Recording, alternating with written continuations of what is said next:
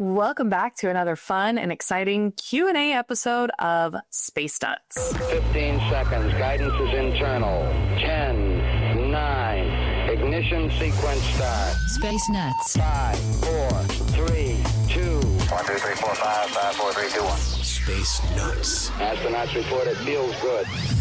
I'm your host for this episode, Heidi Campo, and joining us today is our beloved Professor Fred Watson, astronomer at large. How are you doing today, Fred? Yeah, very well, thank you, Heidi. And you look as though you're in fit and well compared with the way you've been the last week or two.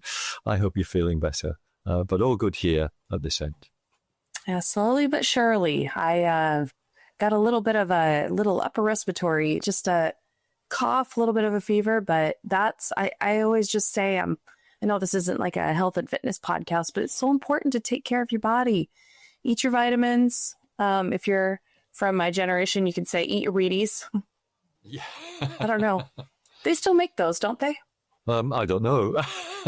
I'm not sure what we're talking about. Wheaties? The Wheaties cereal. It was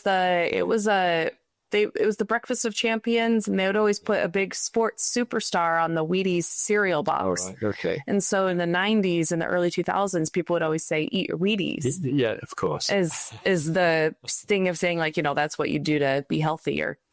My house growing up, we'd watch a lot of Popeye, and my grandpa, my grandpa would always read me Popeye. So he would be like, make sure you're eating your spinach. Yes, of course. That's the certainly the secret that Popeye had.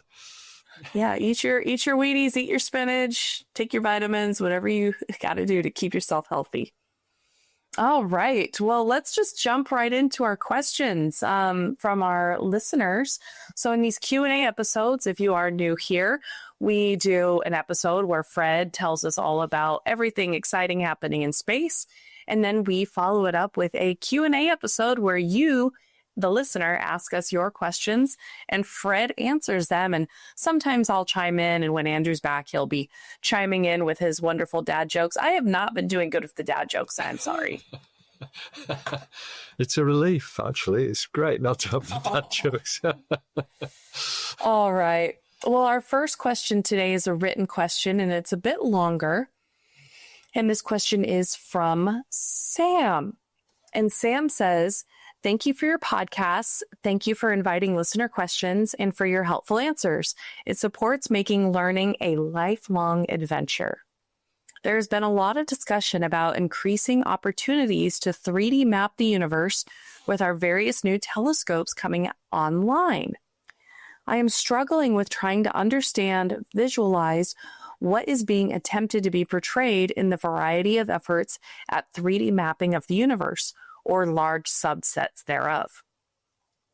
Although the idea of 3D portrayal seems obvious, especially when dealing with something fairly local or close by, it seems to me it would be problematic when we are using the light we receive today, but was emitted millions or billions of years ago.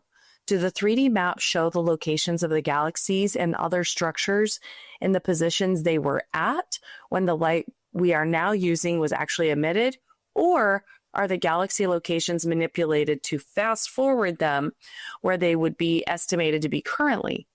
It seems to me that either view would have its problems in portraying a 3D picture, attempting to show relative positions and locations, but relative to what in space and or time? Ooh, this is a really interesting question. It is. It's a great question, Sam.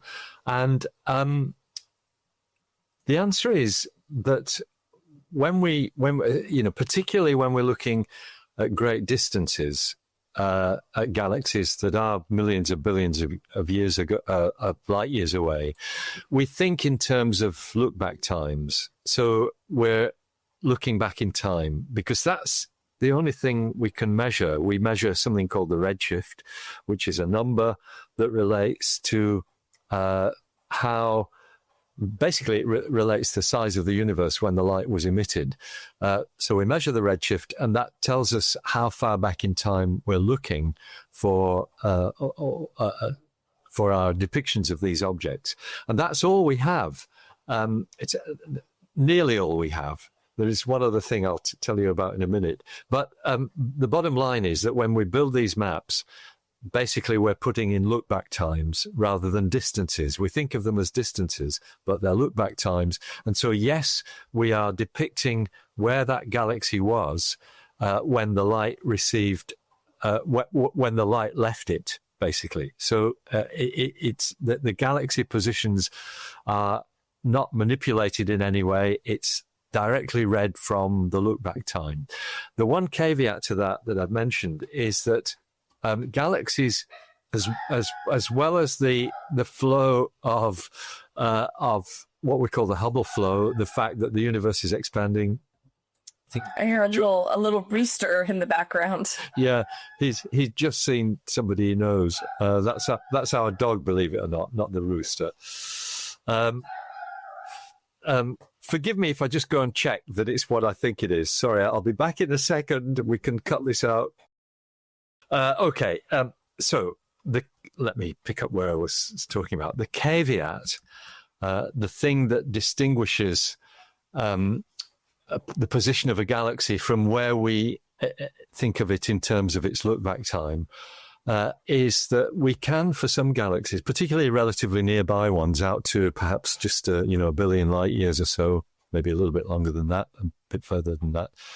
We can also measure something called the peculiar motion of the galaxies, the peculiar velocity.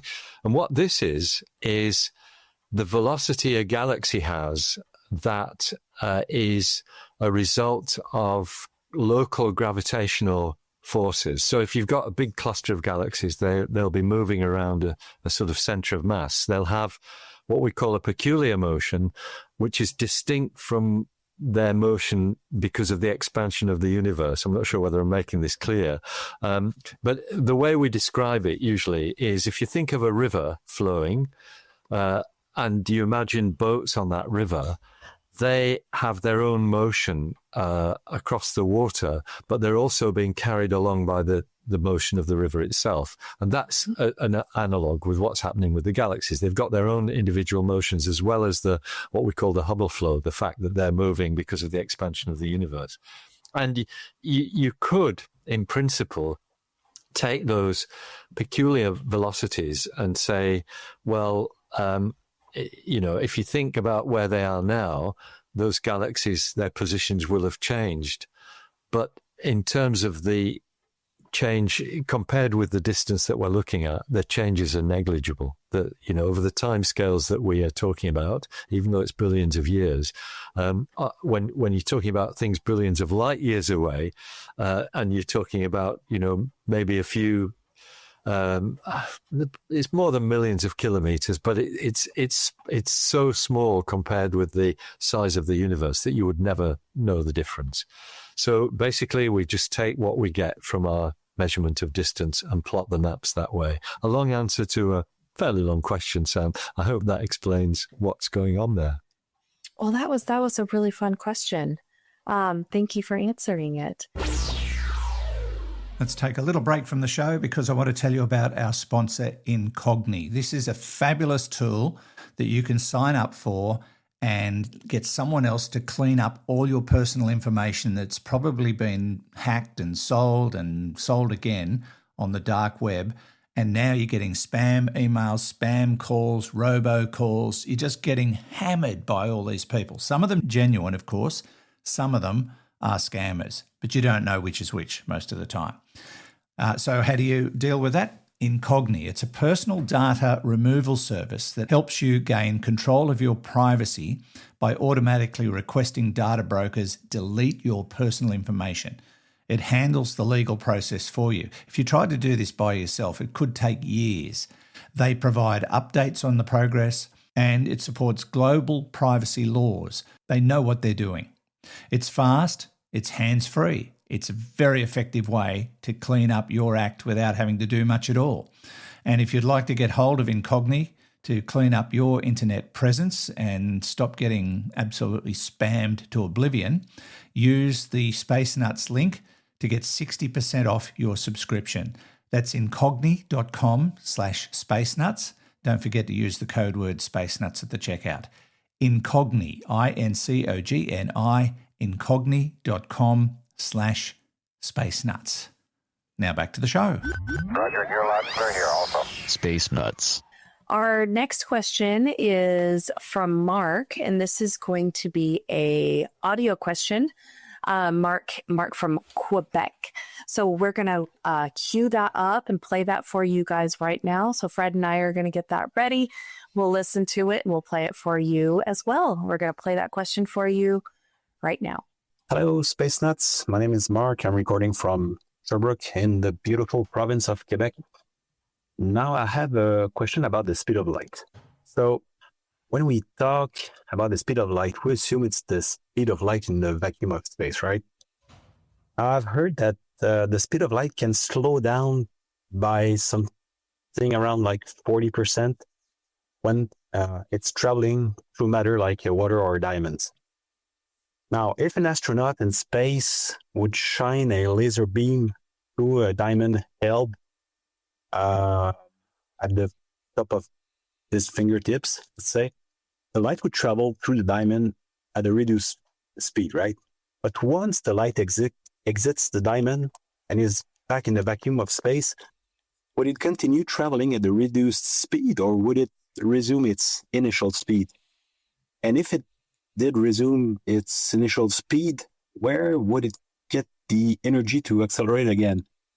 Now I know that the light has no mass, but I kind of can't imagine how light could travel at the reduced speed, or how it could automatically return to its original speed after being slowed down. So I would really like if you could help me understand this, how this works. So thank you very much. Great show. Thank you for all your work, guys. Bye-bye. That's it's a great question. And it's a little bit like, it's kind of related to a question that we've had some time ago, which is about when photons are emitted, how long does it take them to accelerate to the speed of light? And the answer is they're emitted at the speed of light. And so this question, I think I would tackle it in the same way as I tackled that other question. And that is that light is not just a stream of particles, which, as Mark says, are massless. Effectively, they've got no rest mass. But it's also a wave motion.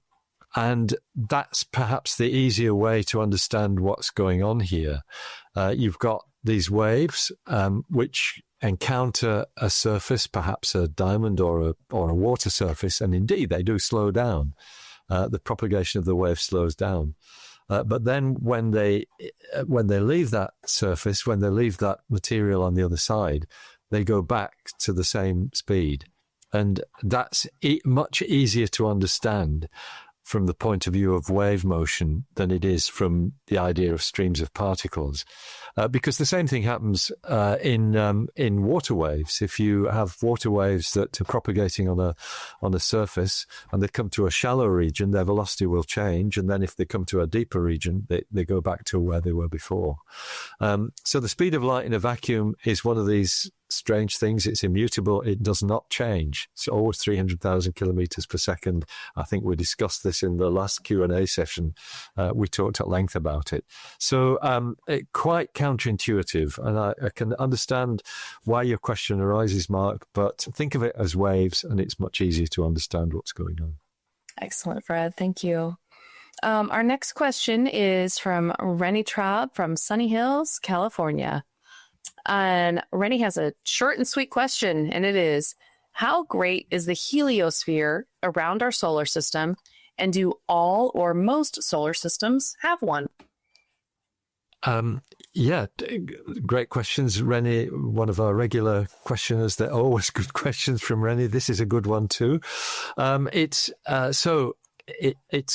only an estimate, although we do have some measurements that lead us to believe this estimate is somewhere near the truth, because we've got 5 spacecraft which are leaving the solar system, and they are, I think, all equipped with magnetometers. The 2 Pioneers, the Voyagers, and New Horizons. I think they've all got magnetometers on board, and it's the heliosphere is the sun's sphere of magnetic influence.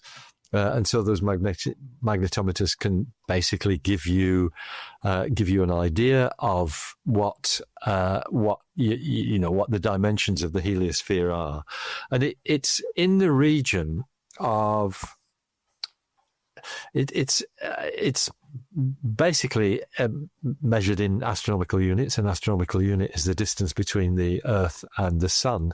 Something in the region of 100 astronomical units is the radius, and so it's not spherical. It's got a peculiar shape, which is probably because of the sun's motion through the galaxy's magnetic field that distorts the shape of the heliosphere. But it's roughly, as I said, a radius of about 100 astronomical units. So what is that? It's 100 times 150 million kilometers, which is, if my mathematics is right, is about 15 billion. Is that right? Thereabouts, yeah, 15 billion kilometers, something of that size. So it's and the Voyagers are both further than that distance. And so they have sensed the edge of the magnetosphere.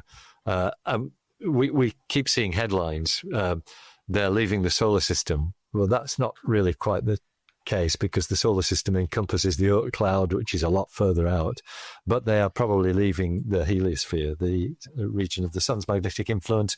And to answer your question, Rennie, fully, yes, sun-like stars like ours would have a heliosphere. Some stars are far more magnetic than the sun is, and so they would probably have a bigger heliosphere, depending on the type of star it is. But yet they'll be common to all stars, we think, because magnetism plays such a huge role in the way stars work. Another good high-impact question from Rennie. 0G, and I feel fine. Space nuts. Our very last question today is another audio question, and this one is from Dean in Queensland. And we are going to go ahead and play that audio question for you all now. Hi, Fred, Heidi, and Andrew. My question is about time dilation, but I've had to break it into 3 parts. I hope that's okay. First part concerns the Kelly twins, whose ages diverge slightly because of time dilation when one of them spent a year on the ISS orbiting the Earth. I've read that a person moving at high speed experiences time slower than a slow-moving person.